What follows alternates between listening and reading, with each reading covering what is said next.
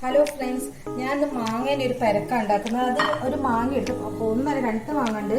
പക്ഷെ അത് ഇങ്ങനെയാണ് വേണ്ട വെച്ചാൽ നല്ലോണം പഴുക്കരുത്. കുറച്ച് പുളിയും വേണം, മധുരം പാട് ഒഴിച്ചുള്ളതായിരിക്കണം. എന്ന് വെച്ചാൽ ഇതൊരു മധുരം പുളിയും ഒക്കെ പാടെ മിക്സ് ആയിട്ടുള്ള സാധനമാണ്.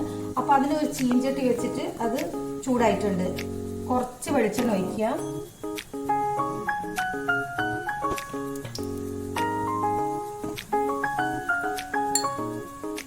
ഒരു 4 കായ്മുളക് എടുത്തിട്ടുണ്ട്. ഇത് നല്ലോണം ഒന്ന് ചൂടാക്കി എടുക്കുക.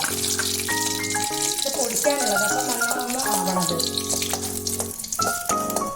ഈ ഒരു കറി മതി. ഇങ്ങനെ മാങ്ങ സീസണിൽ കുറേ മാങ്ങ ഉണ്ടാവുമല്ലോ, അപ്പം ഈ ഒരു കറി മതി. ഇപ്പോൾ നല്ല ടേസ്റ്റ് അത് തിന്നാൻ വേണ്ടിയിട്ട്.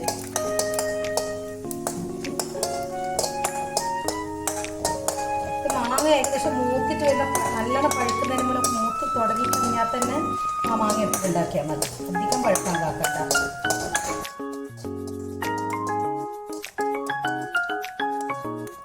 ഇനി ഇത് ഓഫാക്കുക. ഇത് നല്ലോണം ആയിട്ടുണ്ട്. ഇത് ഓഫാക്കുക. പിന്നെ ഒരു 4 ചുള വെളുത്തുള്ളി എടുത്തിട്ട് കുറച്ച് ഉപ്പും എടുത്തിട്ടുണ്ട്. ഇത് ചെറിയ കുട്ടിക്കല്ലിൽ വെച്ചിട്ട് നല്ലോണം അത് കുത്തിയെടുക്കുക. മിക്സിയിലാക്കണമെന്നില്ല, അതിലത്രയേ ഉള്ളൂ. അങ്ങനെ കുത്തിയെടുക്കുക. ഞാനത് കുത്തിയെടുത്തിട്ട് വരുന്നു. ഇങ്ങനെ കുത്തിയെടുക്കേ വേണ്ടു, മിക്സിയിൽ അരയ്ക്കേണ്ട. മിക്സിയിൽ അരച്ചാൽ വല്ലാണ്ട് അരഞ്ഞു പോകും. എന്നിട്ട് ഇത് ഈ മാങ്ങയിലേക്ക് മിക്സ് ആക്കുക.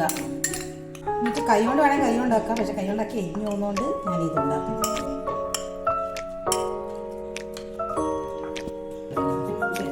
ഞാൻ കൈ കൊണ്ട് തന്നെ ആക്കുന്നുണ്ട്. കൈ കൊണ്ടാക്കിയിട്ടുണ്ടെങ്കിൽ ഇതിൻ്റെ ശരിക്കും ഒറിജിനൽ ടേസ്റ്റ് കിട്ടുമല്ലോ. അധികം മുളക് വേണ്ട, വല്ലാണ്ട് എരിഞ്ഞു പോകും.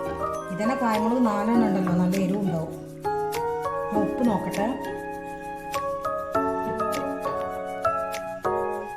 ഉപ്പൊക്കെ ഉണ്ട്.